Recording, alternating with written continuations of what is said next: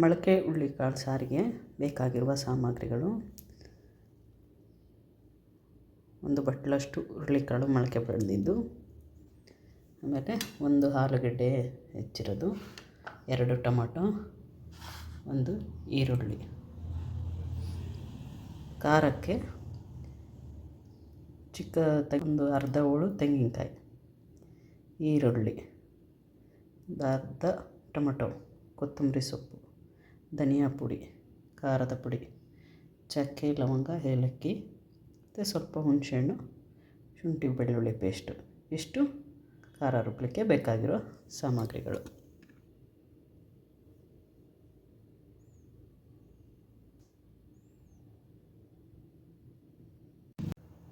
ಮೊದಲು ಸ್ಟವ್ ಹಚ್ಕೊಳ್ಳೋಣ.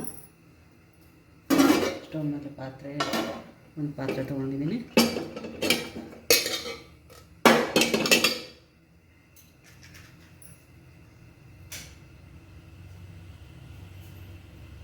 ಕಾಯಿಸೋಣ. ಆಮೇಲೆ ಎಣ್ಣೆ ಹಾಕ್ಕೊಳ್ಳೋಣ. ಎಣ್ಣೆ 2ರಿಂದ 3 ಚಮಚ ಹಾಕ್ತಾಯಿದ್ದೀನಿ.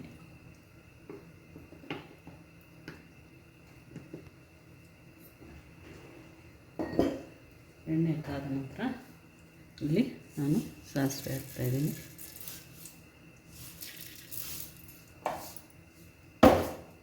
ಸಾಸಿವೆ ಸಿಡಿದ ನಂತರ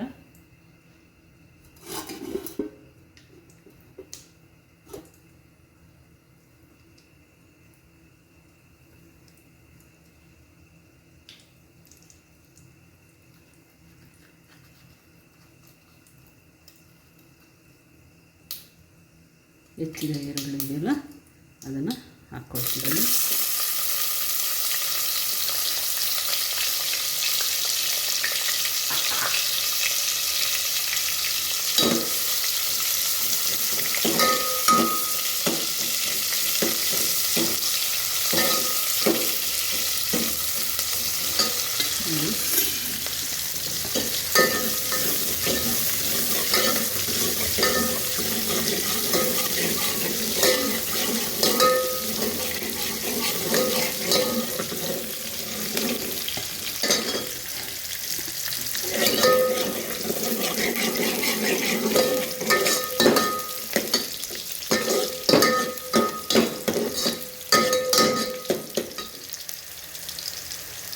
ಈರುಳ್ಳಿ ಚೆನ್ನಾಗಿ ಬ್ರೌನ್ ಕಲರ್ ಆಗಲಿ.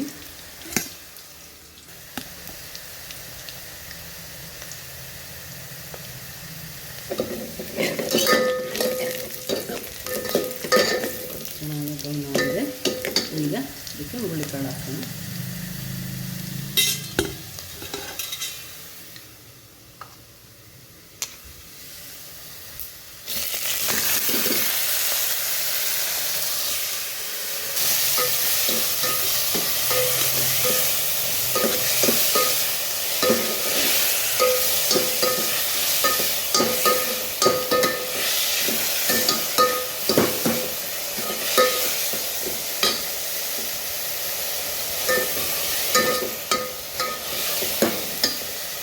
ಹುರುಳಿಕಾಳನ್ನ ಚೆನ್ನಾಗಿ ಎಣ್ಣೆಯಲ್ಲಿ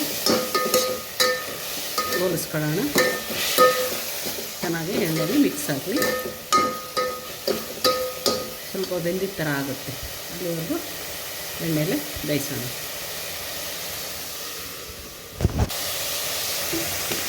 ಈಗ ಟೊಮೊಟೊ ಹಾಕ್ತಿದ್ದೀನಿ.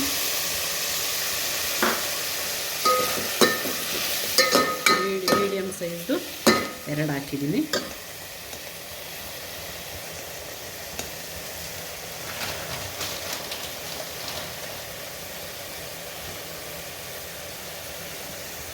ರುಚಿಗೆ ತಕ್ಕಷ್ಟು ಉಪ್ಪನ್ನು ಹಾಕ್ತಾಯಿದ್ದೀನಿ. ಇವಾಗಲೇ ಹಾಕಿದ್ರೆ ಟೊಮಟೊ ಚೆನ್ನಾಗಿ ಬೇಯುತ್ತೆ.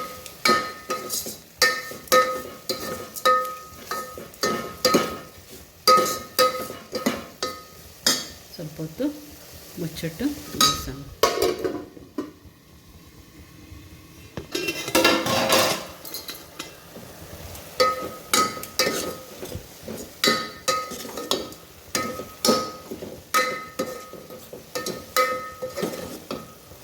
ಈಗ ಹುರುಳಿಕಾಳು ಮತ್ತು ಟೊಮೊಟೊ ಚೆನ್ನಾಗಿ ಮೆತ್ತಗಾಗಿದೆ. ಅದಕ್ಕೆ ಆಲೂಗಡ್ಡೆ ಇಟ್ಕೊಂಡಿದ್ದು ಅದನ್ನು ಹಾಕ್ಕೊಳ್ಳೋಣ.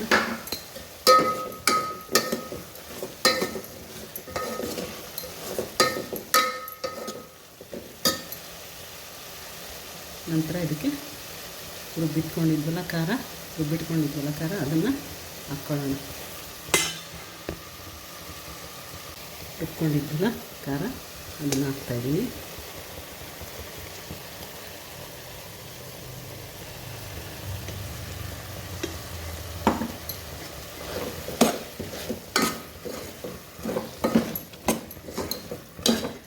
ಖಾರಕ್ಕೆ ನೀರು ಹಾಕೋಕ್ಕಿಂತ ಮುಂಚೆ ಸ್ವಲ್ಪ ಚೆನ್ನಾಗಿ ಹುರ್ಕೋಬೇಕು.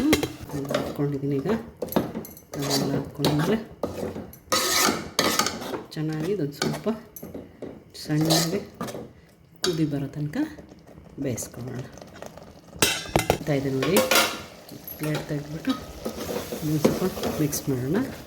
ಈಗ ಸಾರಿಗೆ ಎಷ್ಟು ಕ್ವಾಂಟಿಟಿ ಬೇಕಾಗುತ್ತೋ ಅಷ್ಟು ನೀರನ್ನ ಹಾಕ್ಕೊಳ್ಳೋಣ. ಮಿಕ್ಸರ್ ತೊಳೆದಿರೋ ನೀರು ಇದೆಯಲ್ಲ ಅದನ್ನು ಹಾಕ್ಕೊಳ್ತಾಯಿದ್ದೀನಿ.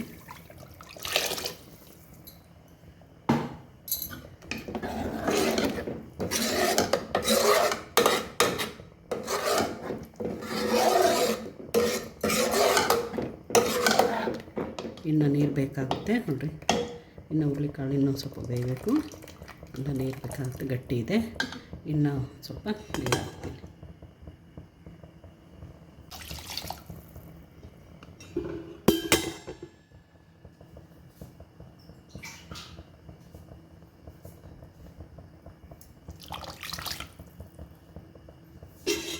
ಇಷ್ಟು ನೀರು ಹಾಕಿದ್ದೀನಿ. ಈಗ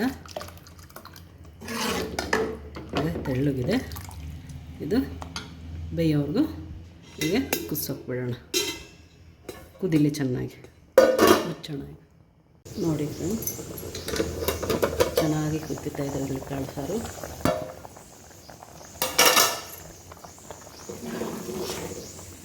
ಚೆನ್ನಾಗಿ ಬೆಂದಿದೆ, ಕುದಿತಾ ಇದೆ ಹುರುಳಿಕಾಳು ಬೆಂದಿದೆ ನೋಡಿ. ಹುರುಳಿಕಾಳು ಸಾಂಬಾರು ರೆಡಿಯಾಗಿದೆ. ನಾವು ಈ ರೀತಿ ಮಾಡೋದು ಮೊಳಕೆ ಹುರುಳಿಕಾಳು ಸಾರನ್ನ ನಾವು ಈ ರೀತಿ ಮಾಡ್ತೀವಿ. ನಿಮ್ಮ ಕಡೆ ಯಾವ ರೀತಿ ಮಾಡ್ತೀರಾ ಅಂತ ಹೇಳಿ, ಕಮೆಂಟಲ್ಲಿ ಹೇಳಿ. ಹುರುಳಿಕಾಳು ಸಾಂಬಾರು ಮೊಳಕೆ ಹುರುಳಿಕಾಳು ಸಾಂಬಾರು ರೆಡಿ.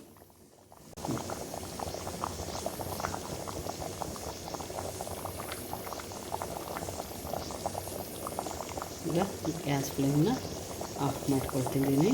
ಚೆನ್ನಾಗಿ ಬೆಂದಿದೆ, ಸಾಂಬಾರು ರೆಡಿಯಾಗಿದೆ.